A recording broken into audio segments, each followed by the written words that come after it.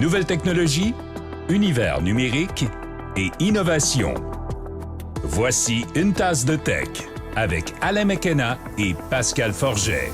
Bonjour tout le monde, bienvenue à un nouvel épisode, le premier de 2026 d'Une tasse de tech. Alain McKenna ici avec Pascal Forget en chair et en os. Salut Pascal. Bonjour, Monsieur McKenna, content de te voir. Et pareillement, où sommes-nous donc et que faisons-nous ici? On est au CES 2026 de Las Vegas. Voilà, pour la personne qui va m'écrire tantôt, CES, ça veut dire Consumer Electronics Show. L'affaire, c'est qu'on ne peut plus dire Consumer Electronics Show parce que l'organisation, la CTA, qui organise ça, la Consumer Technology Association, ne veut plus qu'on dise Consumer Electronics Show. C'était le Consumer Electronics Show. Il faut maintenant dire CES.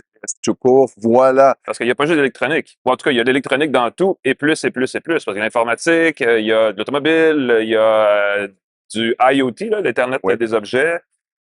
Il y a plein d'affaires. Et c'est pour ça qu'on est là, parce qu'on va vous faire une espèce de résumé de nos coups de cœur, de ce qui nous a impressionné le plus dans l'événement. Donc, on va parler d'intelligence artificielle, on va parler de blocs Lego, et peut-être les deux dans la même phrase. Qui sait? Je ne parlerai pas d'automobile parce que, franchement, on va parler d'automobile dans un podcast d'automobile. Il y en a un bon sur Cogeco, allez voir ça. C'est toi qui l'anime? Ben, je l'anime, en fait. Ben oui, c'est ça. C'est comme un très bon podcast de voiture. On va parler du retour du BlackBerry, encore une fois. On dit ça une fois par 6 mois à peu près, le retour du BlackBerry. On va parler de Lenovo, de Motorola, de téléphones pliables, de téléviseurs gigantesques, d'écrans pliables sans... c'est quoi un crease en français? Sans le pli central. Le pli central. On va parler de lunettes de réalité augmentée. On va parler de robots. On va parler de vos hormones. Est-ce que vous avez un problème d'hormones? Parce qu'on a la solution. Oui. Et... ben, pas nous, là. On l'a trouvé. C'est une compagnie montréalaise, en plus. Par l'imposition des mains, on règle les problèmes hormonaux. On fait un chant guttural, tribal aussi. Voilà. Mais ça, il faut nous payer pour ça, c'est différent. Bref, on passe ça dès maintenant. Spécial CES. Pascal, commence avec ton expérience. Tu es ici avec Lenovo. Oui, c'est Lenovo qui m'a invité. Qui était spéciale, là. Oui, je suis content parce qu'il y avait beaucoup de choses à annoncer. C'est probablement pour ça qu'ils ont eu la générosité de m'inviter. Ils ont fait, écoute, un événement complet à la sphère Tech World 2026. Moi, j'ai eu la chance de toucher aux appareils qui ont été dévoilés avant. Ah, OK. Et donc, j'ai eu du fun parce que il y avait déjà des rumeurs et des communiqués qui circulaient. Mais entre autres, j'ai pu voir l'ordinateur Legion de gaming. Je vais parler aux gens qui aiment le gaming en partant, qui est un écran de 16 pouces de diagonale. Si on appuie sur un bouton, l'écran se déploie pour faire 22 pouces de diagonale. En largeur, l'écran se déroule littéralement. Se déroule, mais c'est très, très beau, très bien fait. Et si on appuie une deuxième fois sur le bouton, ça devient 24 pouces de diagonale. Et ça, c'est impressionnant parce que ce qu'on a vu, c'est un prototype. Et un prototype qui... c'est pas toujours au point. Alors, des fois, tu avais l'impression qu'il manquait un peu de lubrification, que le mécanisme n'était pas super, mais la preuve de concept était là. Et on a aussi dévoilé le fameux ordinateur dont l'écran s'étire vers le haut, le Rollable. Ah, ben oui. Qui était dévoilé l'an passé. Mais cette année, au lieu de se dérouler l'écran en dessous du clavier, se déroule à l'arrière de l'écran. Fait que quand l'écran devient plus petit, l'écran est caché derrière l'écran. Donc, on voit encore, si on referme le capot, on voit l'écran. Donc, on a une espèce de tablette à l'extérieur et on voit le mécanisme. Il paraît que c'est un mécanisme très précis qui est nécessaire pour garder la tension parfaite de l'écran, que ce soit vraiment très beau, pas que ça s'use. Et j'ai trouvé ça très, très beau parce qu'on a aussi présenté un troisième concept. Tu me disais que c'est une compagnie, une technologie québécoise qui était derrière ça, qui a été présentée l'an passé, mais là, qui va être mis en vente cette année officiellement, qui est un ordinateur avec un écran qui pivote pour te suivre quand tu bouges devant. Ouais, on relève le boîtier, l'affichage. L'affichage est sur un axe qui peut tourner comme ça. Excellent. Donc, on peut tourner à gauche. L'écran tourne, c'est comme s'il nous suivait de la tête, notre laptop. Mais ce qui est magnifique, c'est comme tout l'écran, l'écran est motorisé sur le laptop. Si on peut double taper sur le laptop, il s'ouvre et on peut lui demander de se fermer. Alors, peu importe sa position, c'est assez magnifique comme concept. Ça, c'est des beaux trucs. Donc, l'écran qui pivote, peut-être que l'an prochain, ça va être ça qui va nous servir de moniteur pendant qu'on fait le podcast. On va se déplacer. On pourrait faire l'émission et se déplacer comme ça. Ceux qui nous regardent sur YouTube voient en ce moment que ça ne suit pas. Il y a une logique derrière cet ordinateur-là où ça doit être quelqu'un qui fait toujours des appels sur Zoom et qui doit marcher qui pace en anglais, là, qui marche de gauche à droite sans arrêt en parlant. Donc, on imagine une espèce de vice-président chef de technologie d'une grosse compagnie qui est comme toujours en train de... Vous De savez, se balader devant son écran. Et là- Pendant les appels conférences, les gens ils disent hey, son on voit écran le suit. On me disait par contre que si vous êtes deux personnes dans le champ de la caméra, ça peut des fois un peu semer la mêler le confusion. système. Ça peut semer la confusion, C'est mais pas à encore une fois, point. c'est des choses qui vont être mises à jour. Il va y Ouais. avoir un mode de groupe plus actif. Je trouve ça très chouette. On a aussi évidemment amélioré les modèles existants. Encore une fois, je parle beaucoup des trucs les nouveaux, mais c'est une compagnie que j'apprécie depuis longtemps. Fait que j'étais content Ils avaient quand même beaucoup de nouveautés. Là. d'avoir un accès privilégié. Le X1, qui est leur modèle, le X1 Carbone, leur modèle qui est très mince, ils ont changé les composantes pour qu'ils soient toujours plus minces, toujours plus performants. Et ils ont, par le fait même, augmenté la réparabilité de l'appareil. Ah, ça, c'est Et ça, c'est quelque chose qui est vraiment particulier. C'est important Tu t'attends, quand c'est même. quelque chose de plus mince. On pense par exemple au MacBook Air, plus mince, mais pas réparable parce que c'est trop mince. Lenovo fait que le capot en haut et en bas de la carte mère puisse se détacher. Fait qu'on peut remplacer le clavier et le pavé tactile très simplement. On peut détacher le capot en dessous pour réparer des composantes, changer les ports USB-C. Il paraît que pour les entreprises, c'est un truc qui va permettre de, par exemple, Ah, si je te laisse un laptop, ben, je vais remplacer le clavier et le pavé tactile. Tu as un ordinateur qui est d'apparence extrêmement neuve. Lenovo, c'est aussi Motorola. oui. Partenariat entre les deux. Ils ont dévoilé un Razer qui est pour la Coupe du Monde 2026 de soccer. Très Ils ont un beau. gros partenariat, Oui. Lenovo. Et Le Razer, c'est le téléphone flip qui se ouais, replie. il se replie oui. comme les bons vieux téléphones à poche. Mais ils ont aussi dévoilé un Razer qui va s'ouvrir comme un livre. Fait que ça, c'est une autre nouveauté. C'est le Fold, non? Il y Le avait Fold, je crois. Ouais. Oui, je ne veux pas me mélanger. Il y a Comme, tellement comme le d'appareils. Google Fold là, que j'ai d'ailleurs dans les mains, le Pixel Fold, qui se Ouais. replie comme un Fait que- petite tablette. Toute l'expertise qu'ils ont dans les écrans pliables pour le Razer, qui est mon téléphone que j'utilise depuis que je l'ai reçu, Ah oui. qui est vraiment très chouette, très compact. On va avoir maintenant le choix d'avoir une option qui est sous forme de livre. On a dévoilé, écoute, ils n'ont pas arrêté dans les nouveautés, le projet Maxwell, un petit accessoire que tu portes en pendentif. Tu te souviens peut-être du AI Pin? Je Oui. pense même que tu l'avais Le essayé. Human AI Pin, qui a été un Un flop monstrueux. monumental, oui. Alors, le même principe, sauf que c'est un petit objet connecté qu'on peut porter en pendentif ou comme broche et qui va enregistrer ce qu'on entend, qui va voir ce qu'on voit et auquel on va pouvoir interagir au quotidien. Et tout ça, tous ces appareils-là, il y a aussi un projet de lunettes connectées de Lenovo, mais tout ça, ils ont rajouté là-dessus une couche logicielle qui s'appelle Kira. Ah oui, c'est ça. Oui, Oui. Kira. Et là, j'essaie de comprendre plus en profondeur qu'est-ce que c'est. La façon dont je l'interprète, c'est que c'est une espèce de gérant de ton intelligence artificielle qui va s'assurer que quand tu parles à l'intelligence artificielle, il va trouver le meilleur intervenant possible.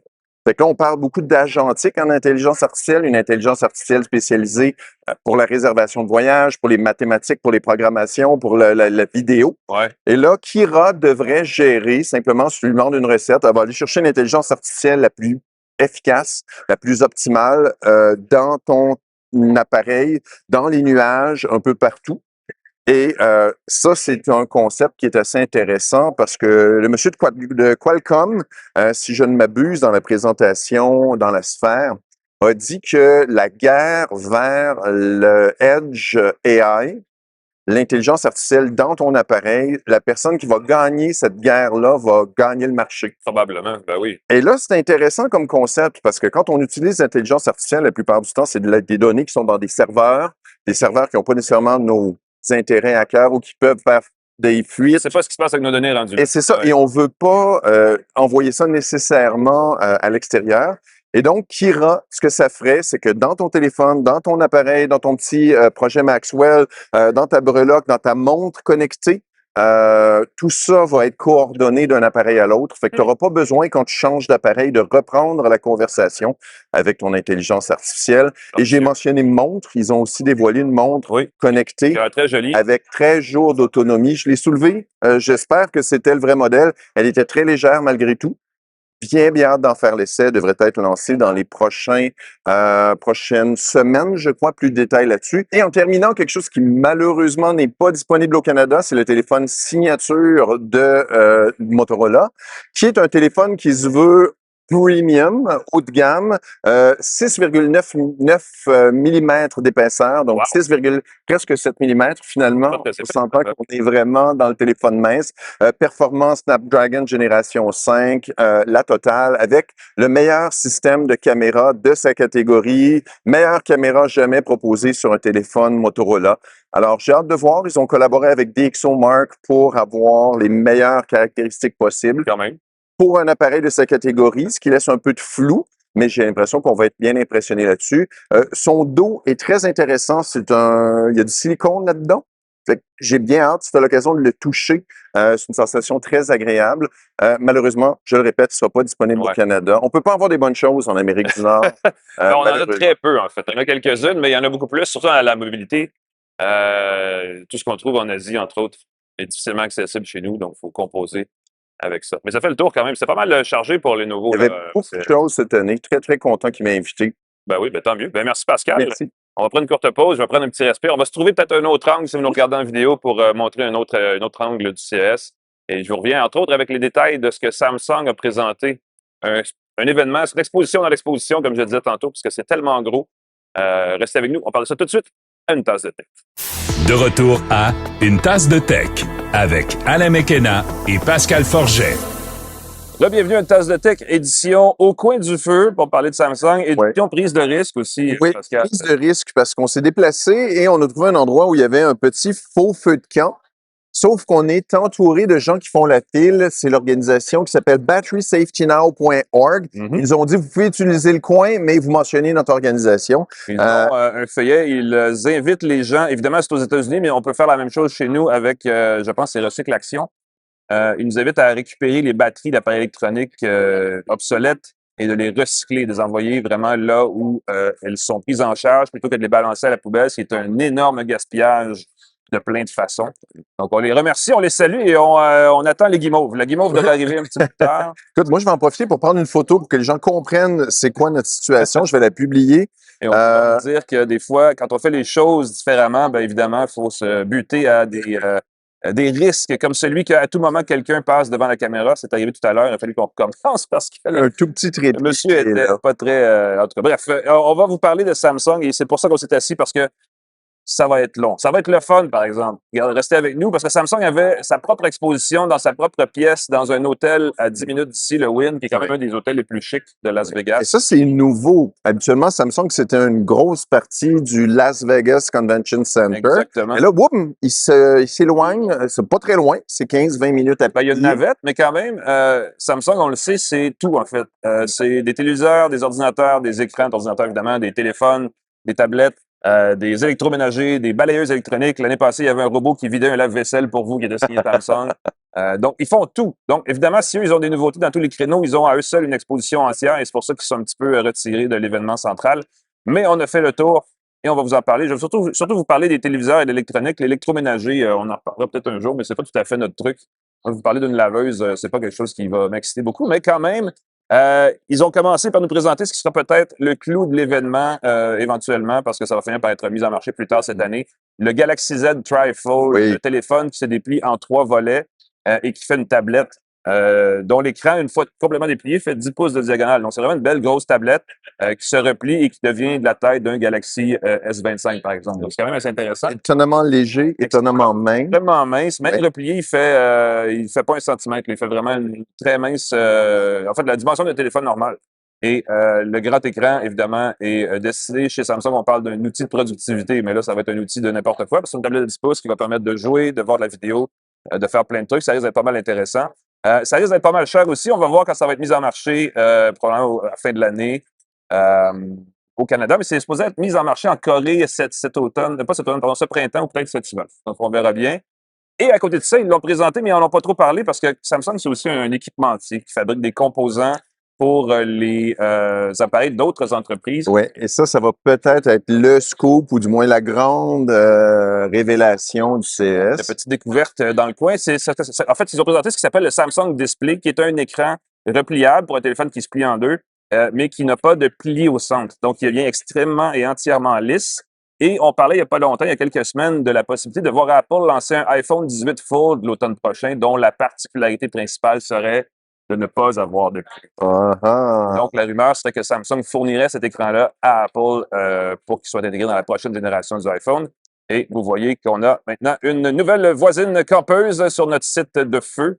Ceux qui nous regardent sur YouTube vont voir tout un spectacle. Ben oui, Il y a des absolument gens qui pas se sont remarqué. installés tout près de la caméra. On a une caméra juste là, l'autre Et bord. voilà. Mais non, mais concentrons-nous sur l'audio. Mais bon. On va leur faire des gros signes disgracieux. Ceux qui ne regardent pas sur YouTube, vous manquez quelque chose dans cet épisode. Je vous le dis tout de Ça fait suite. partie de l'aventure. Toujours dans l'affichage, mais à un niveau beaucoup plus démesuré. Samsung avait aussi des super beaux téléviseurs. Oui, avec la nouvelle technologie micro RGB. Là, ça vient mêlant parce qu'ils ont de l'OLED, ils ont du mini OLED, ils ont du mini QLED, ils ont du micro OLED et là, ils ont introduit cette année du micro RGB. C'est très petit. Micro ne convient même pas parce qu'on parle de dans l'espace d'un mini LED, on installe plutôt 3 diodes de couleurs différentes RGB, donc rouge, vert et bleu. Ils sont évidemment très serrés entre eux. C'est l'épaisseur d'un cheveu, essentiellement un de ces micros. Ce n'est pas un DEL, là, ces micro-diodes-là. Et ça donne évidemment plus de couleurs, plus de contraste, plus de luminosité. La gamme dynamique est étendue. Et ça demande beaucoup moins d'énergie à fonctionner, ce qui permet de faire un énorme téléviseur sans que ce soit vraiment excessif en termes de consommation d'énergie et de complexité derrière aussi. Et on a présenté ça sur un écran de rien de moins que 130 pouces de diagonale. Oui. Et là, chez Samsung, on nous a dit, vous savez, les téléviseurs comme celui-là, l'année passée, on avait le premier à 115 pouces qui aurait coûté 40 000 si on l'avait mis en marché. Le 130 pouces, on vous laisse deviner combien ça coûte. Même quand... Mais ils ne le mettront pas en marché, semble-t-il que c'est strictement pour nous présenter la faisabilité de la technologie sur une grande dimension. Ce qu'on a présenté aussi, c'est qu'on a des téléviseurs à partir de 55 pouces en montant qui sont sur cette technologie micro RGB-là et qui vont être mis en marché au fil des prochains mois. Et on imagine que ça va être achetable, mais cher. On dit que ça va être la nouvelle gamme premium chez Samsung. Donc, il faudra voir ce que ça dit. Mais on a présenté ça et en même temps, on a présenté toute la catégorie de téléviseurs qui, moi, m'intéresse pas mal plus. Les frames, les téléviseurs qui deviennent un cadre qui affiche des œuvres d'art quand on l'accroche au mur et qu'on ne le regarde pas comme un téléviseur normal. Et ils ont une version du Frame Pro, entre autres, cette année, qui a été présentée ici, qui est extrêmement jolie. Faut s'abonner, ça c'est l'affaire. Faut s'abonner à leur galerie d'art si on veut des œuvres d'art en rotation. Ils ont 4000 œuvres d'art qui sont allés chercher avec les droits, bien sûr, dans les galeries d'art, dans les musées un peu partout dans le monde. Donc ça, c'est quand même assez intéressant. Mais on a aussi profité de l'occasion pour en parler. Une tendance qui est peut-être pas mise en vitrine tellement, mais qui est vraiment extrêmement importante dans le téléviseur, c'est les écrans en mât. Et Samsung a vraiment plusieurs versions de ces téléviseurs à écran mât. Ça enlève les reflets. Si vous avez dans votre salon un divan, la télé devant et derrière votre divan, vous avez une lumière, souvent, on voit l'ampoule, on voit la luminosité reflétée dans l'écran d'un téléviseur. Et là, avec un écran mât, on le voit plus. Donc, ça enlève cette espèce de reflet qui est souvent très agaçant, surtout quand il y a des images sombres, comme dans bien des films. Et là, on a réussi à éviter ça du côté de Samsung. Donc, je les félicite. Et qu'est-ce qu'il y avait d'autre chez Samsung? Moi, j'ai remarqué, il faut que je le dise, un des trucs, Lenovo est un partenaire mondial pour la FIFA, le football. Je reviens là-dessus parce que ça m'a fait rire d'arriver chez Samsung et de voir qu'il y avait une télé avec l'intelligence artificielle pour améliorer l'image et le son. Et il y avait un mode football. Ah oui. Pour optimiser, avoir l'ambiance du stade. Football soccer, dans l'ambiance, la foule. Là, j'ai pensé à toi. Je me suis dit, ça va te prendre ce téléviseur-là. Et la première question que j'ai posée, ça va dans le sens que tu dis. On peut réduire la voix des commentateurs. Parce que vous savez, au Québec, on a cette manie à la télé, dans les sports, de toujours parler. Parce qu'on a peur que le silence ou que le bruit de la foule ou que le bruit du match ne soit pas suffisant. On peut, avec ce téléviseur-là, réduire et même enlever complètement la voix des commentateurs. Donc, s'il vous agace, vous écoutez seulement l'ambiance du match comme si vous étiez dans l'arène, dans le stade. Moi, je pense que ça, c'est intéressant. Ça peut être très intéressant. Je veux essayer ça pendant la Coupe du Monde parce que ça va changer la relation. Samsung, vous savez quoi faire, vous savez l'adresse de l'un. Voilà. Et vous avez ça ici. Je suis pas sûr qu'ils savent mon adresse. Probablement qu'ils le savent, mais pas parce que je leur ai donné. Vous savez, grâce à l'intelligence artificielle, ils peuvent tout savoir maintenant. Exactement. Téléviseur, téléphone, je veux dire, j'ai un dernier truc que j'ai vu chez Samsung du côté des moniteurs par ordinateur. Ils ont maintenant 2 moniteurs qui sont offerts, qui sont auto-stéréoscopiques. Qu'est-ce que ça? C'est essentiellement des moniteurs 3D sans lunettes. Donc, vous vous asseyez devant le moniteur, il y a une petite caméra, évidemment, dans le cadre au-dessus de l'écran qui capte vos yeux, votre position, et qui ajuste, dans le fond, 2 images, une par-dessus l'autre, légèrement décalées, comme la vision normale de nos yeux, finalement, pour reproduire l'effet de profondeur. On me l'a montré avec, j'ai oublié le nom du jeu auquel je jouais, où essentiellement, on est un joueur, puis on a un drone volant qui nous suit à peu près à 2 mètres de distance dans le jeu. Et j'avais le drone littéralement dans le coin ici, je pouvais quasiment le croquer si j'avais voulu. Et mon personnage était, lui, bien sûr, dans le centre de l'écran. C'est assez cool comme technologie. Évidemment, les lunettes, quand on regarde des choses en 3D, ça devient un peu agaçant. Là, c'est évidemment bon pour une seule personne à la fois parce que l'espèce de point focus, dans le fond, de toute l'affaire est littéralement pour une personne, mais c'est quand même intéressant pour le jeu. Oui. Si ça s'ajuste en fonction de ta position, j'ai l'impression que ça va donner des bien meilleurs résultats. Exact. Je parlais récemment, là, je disais que j'allais au CES, puis les gens disaient hey, il n'y aura pas de télé 3D cette année. Ça marche, mais il faut être en position, le fameux sweet spot. Si c'est ajusté, je pense qu'on peut avoir quelque chose qu'on peut utiliser à la demande, voilà, qui peut se servir pour le gaming, entre autres. Notez ça, micro RGB. Il y avait aussi LG et Hisense qui ont présenté des téléviseurs de technologie comparable. C'est une des grosses tendances ici au CS, mais il y en a beaucoup d'autres. Si on sort de chez Lenovo et si on sort de chez Samsung. Et pour ces nouveautés-là, ben, on va éteindre le feu, on va aller on va se trouver un troisième endroit, je pense, pour. Oui, soyons fous. Mais c'était drôle. Ceux qui nous regardent sur YouTube, il y a eu plein de gens qui sont passés. J'ai peur que mon ordinateur prenne feu. On est au coin du feu, ça commence à brûler les orteils, ça sent le roussi. Moi, je peux faire le clown quand on a des micros sans fil. On peut se prendre une je peux bonne me déplacer. Exactement. Donc, voilà. On va prendre une courte pause, trouver un meilleur site et on revient tout de suite à Une tasse de tech. De retour à Une tasse de tech avec Alain McKenna et Pascal Forget. Ben, nous revoilà Une tasse de tech. On s'est trouvé un coin qui est peut-être moins brûlant qu'un foyer qu'un feu de camp, mais on est quand même sur un kiosque qui illustre un peu qu'il y a aussi beaucoup de petits exposants ici qui ont beaucoup d'accessoires à vendre, qui ne sont pas nécessairement toujours des gros téléviseurs ou des gros frigos ou des voitures entières. On est sur le site, en fait, on est sur le kiosque d'une compagnie qui s'appelle Agfa Photo, compagnie européenne. Compagnie européenne, c'était allemand. J'ai appris que ça a été racheté par des intérêts français. Agfa ne fabrique plus. C'est maintenant une compagnie française qui fait la manufacture des produits photos, Oui. des cadres, des cadres photos. photos. Si vous voyez ça derrière nous, si vous nous écoutez, évidemment, vous ne les voyez pas, mais ils font des cadres photos comme de toutes les tailles et des verticaux et des horizontaux, et c'est vraiment très joli.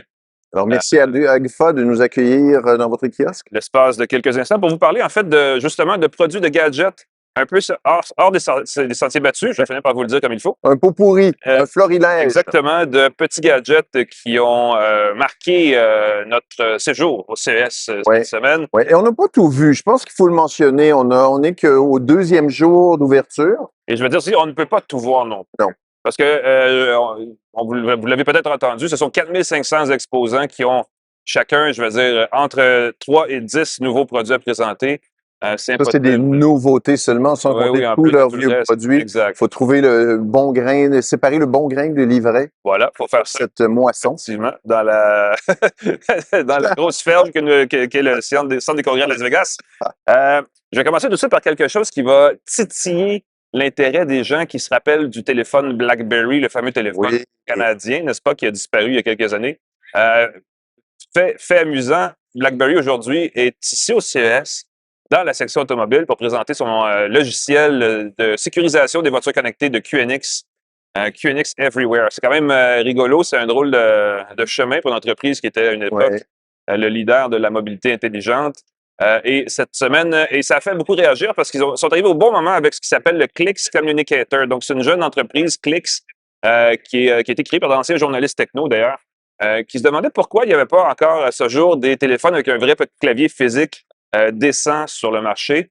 L'année dernière, ils ont présenté un accessoire qui est une espèce d'étui pour iPhone. Oui. Et pour les Razer de BlackBerry aussi. Je l'ai reçu, j'ai été très surpris. Voilà. Et ils ont vendu des dizaines de milliers d'exemplaires, je ne sais plus, mais juste assez pour se rendre compte qu'il y avait un marché encore cette année pour des accessoires un peu plus sophistiqués. Donc, ils ont deux nouveautés, eux, cette année au CS. Le premier, c'est un autre accessoire qui s'accroche sur le téléphone de son choix, mais il est aimanté avec un anneau MagSafe. Ça, c'est super brillant. Et il est articulé, c'est-à-dire qu'on peut... Donc, il se cache derrière... Il agit d'ailleurs comme une batterie d'appoint avec les téléphones MagSafe et les téléphones Android compatibles. Et il suffit de le rabattre pour avoir le clavier au complet qui apparaît au bas de l'écran de son téléphone.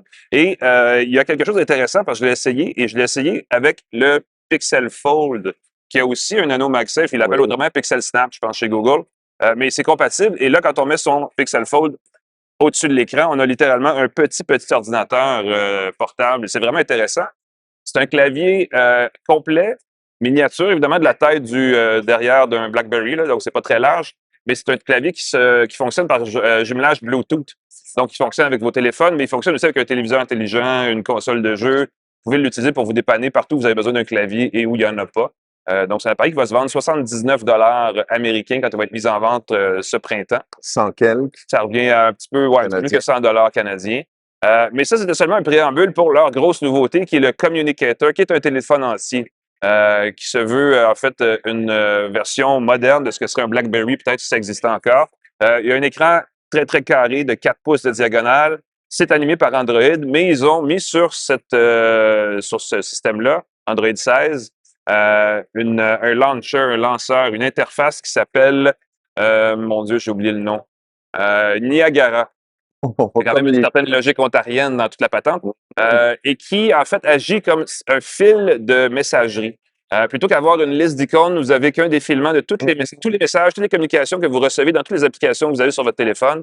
Donc, vous pouvez avoir une communication sur Slack, un texto, un message, pour recréer un peu l'idée d'un téléphone qui sert de messagerie, mais qui permet de décrocher aussi quand on n'a plus besoin de communiquer à personne. Oui. On expliquait chez Clix que les gens, il y a une catégorie de gens qui leur ont parlé après avoir acheté leur étui Clix original et qui leur dit apprécier le fait que quand on réduit les tâches qu'on peut faire avec son téléphone, quand on l'utilise strictement comme un outil de communication, tout d'un coup, on décroche de l'écran beaucoup et c'est ce qu'on a voulu recréer. Donc, un outil de productivité, de communication simple et banal.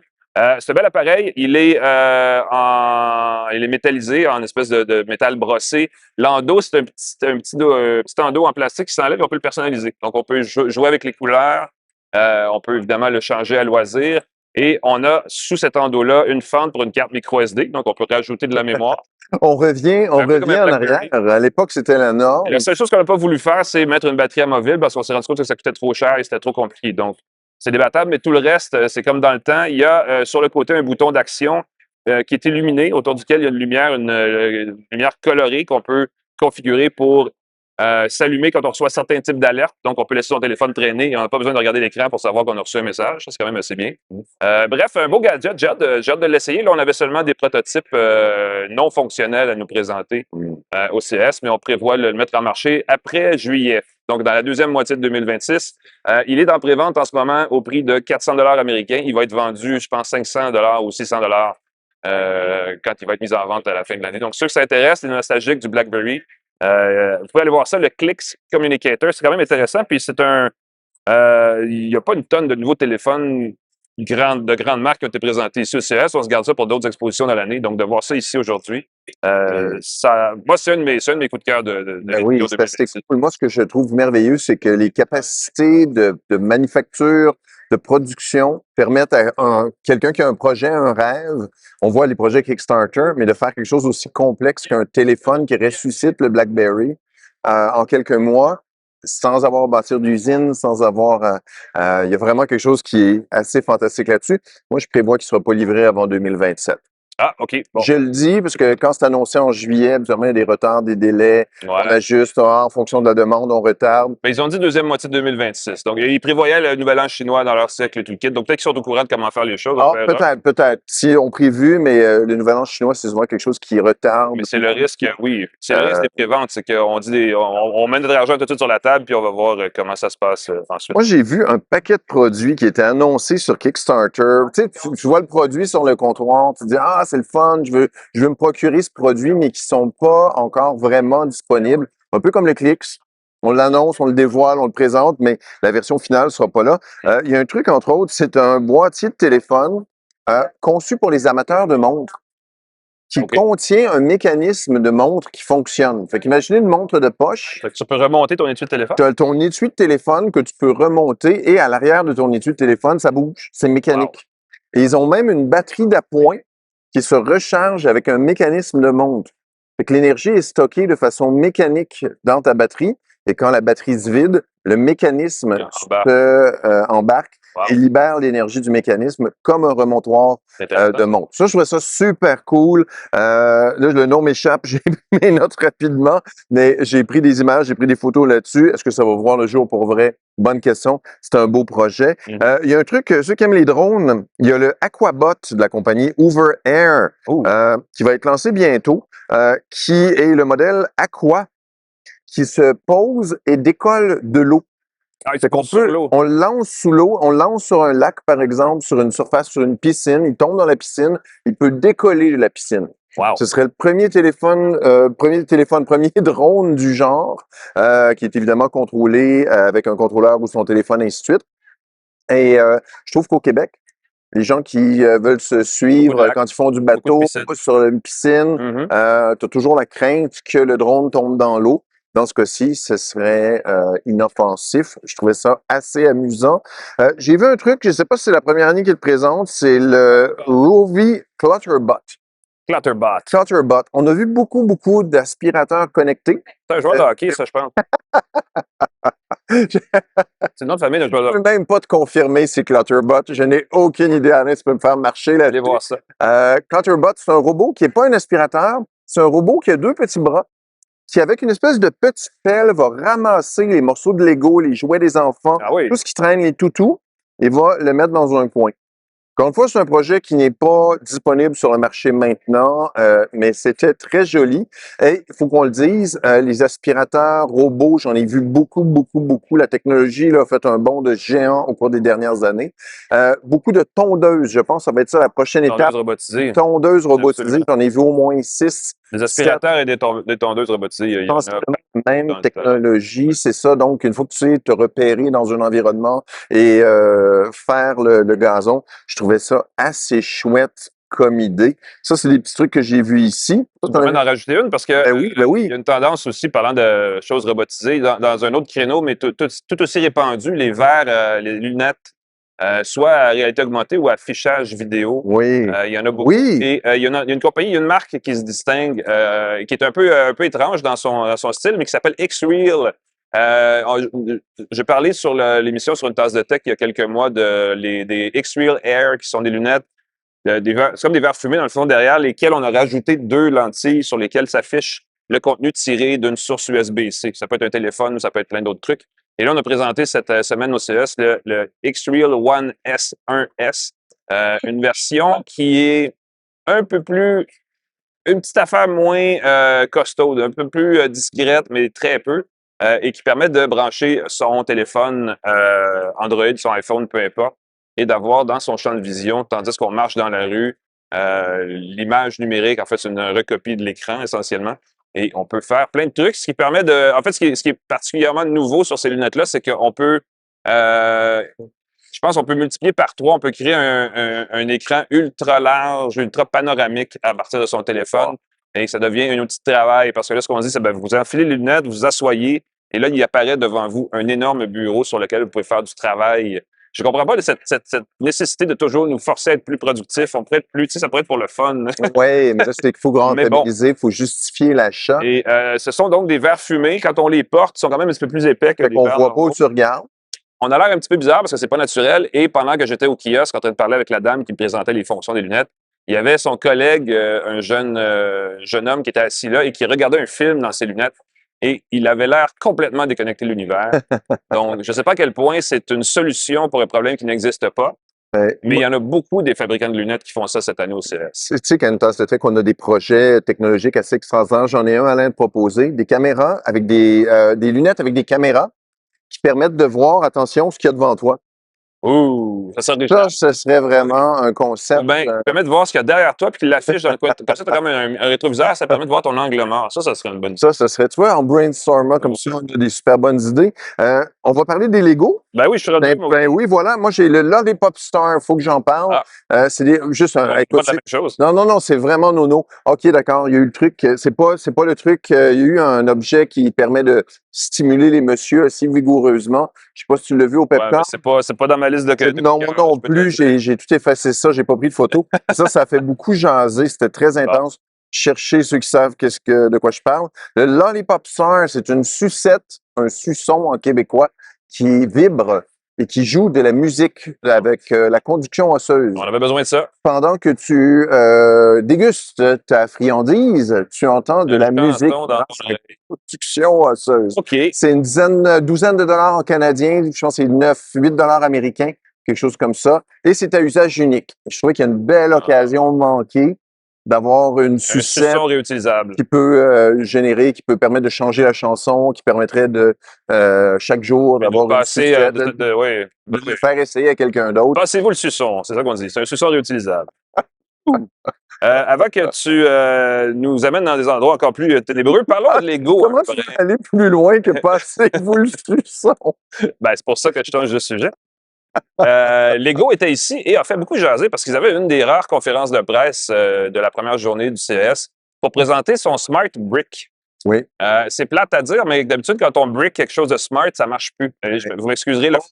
Briqué, ben oui. Mais un iPhone qui est une brique, vous savez, ça veut dire qu'on a comme brisé son iPhone de façon durable. Chez Lego, on fait l'inverse. On a une brique, donc déjà en partant qui ne fait pas grand-chose. On a ajouté des fonctions interactives.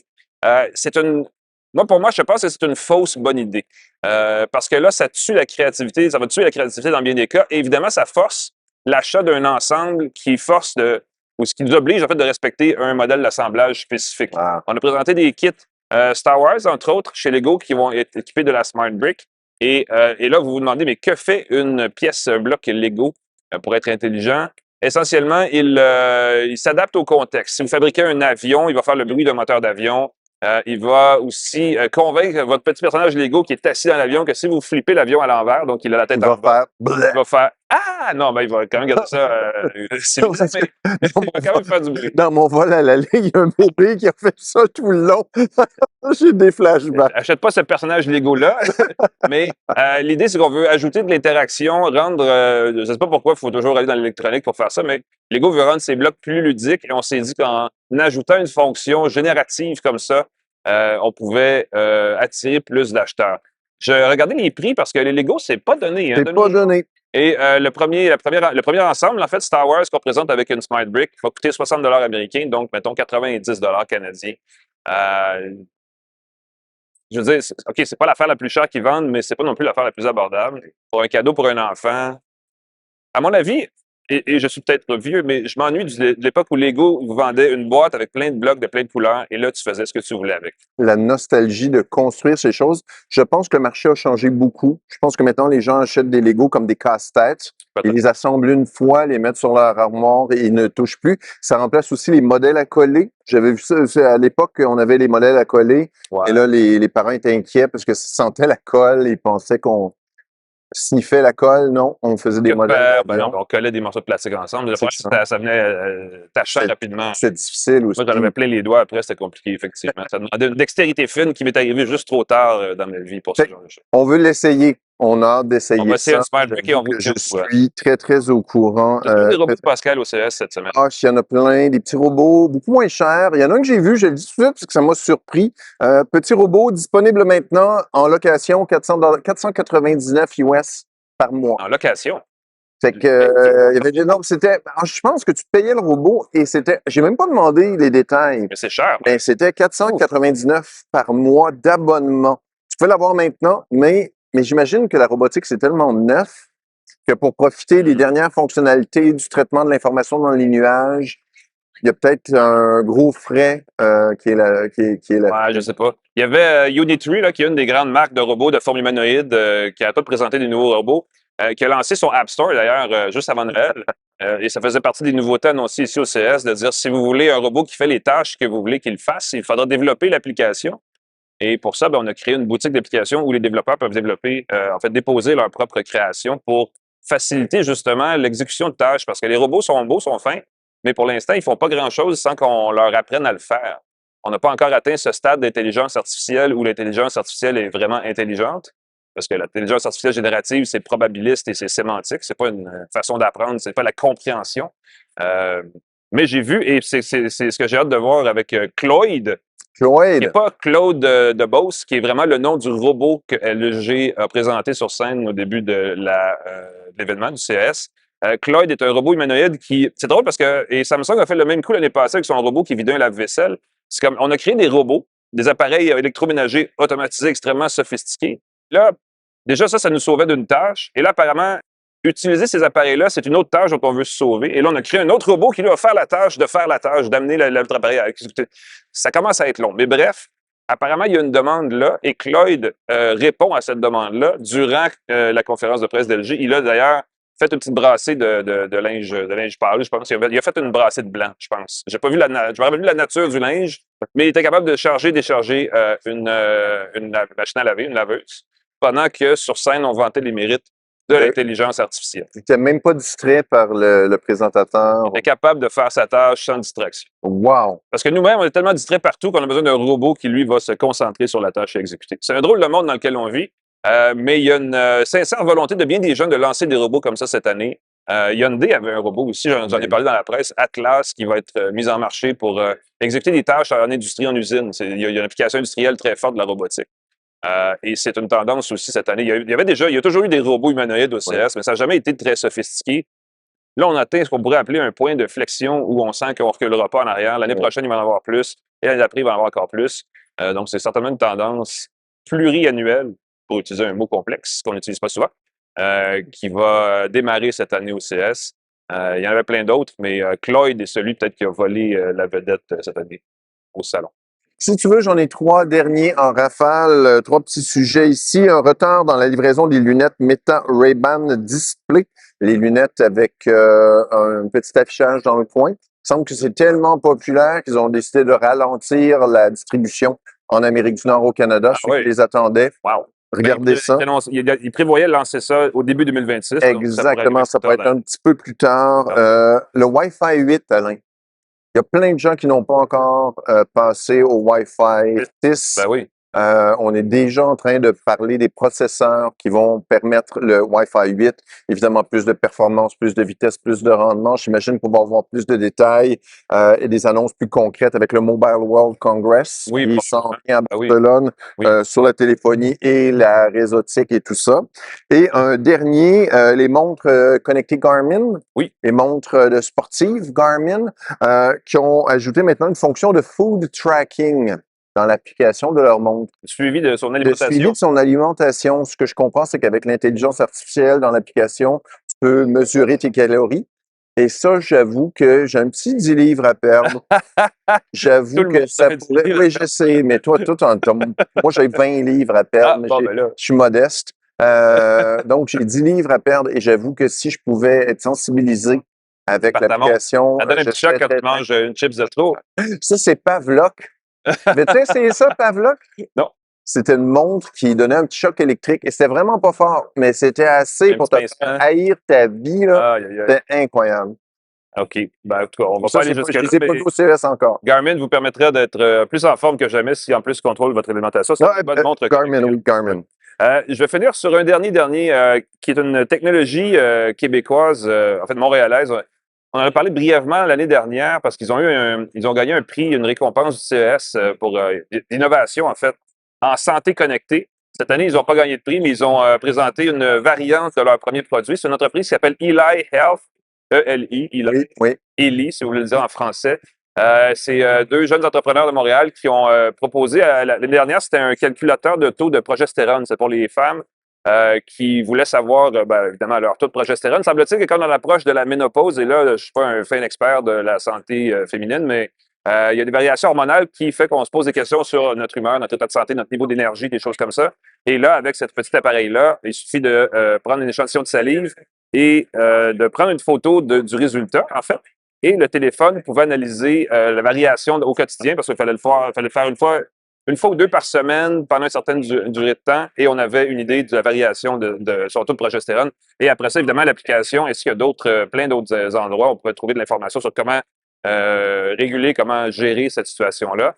Tout ça est entièrement basé sur des recherches indépendantes scientifiques, donc c'est pas juste un gadget fluffy. Et cette année, au CES 2026, Eli est de retour avec 2 autres appareils. Un qui permet de calculer le taux de testostérone. Donc, c'est pour les messieurs qui atteignent un certain âge et qui se demandent donc pourquoi ils n'ont plus l'énergie, pourquoi ils n'ont pas non plus l'humeur ou peut-être qu'ils dorment mal.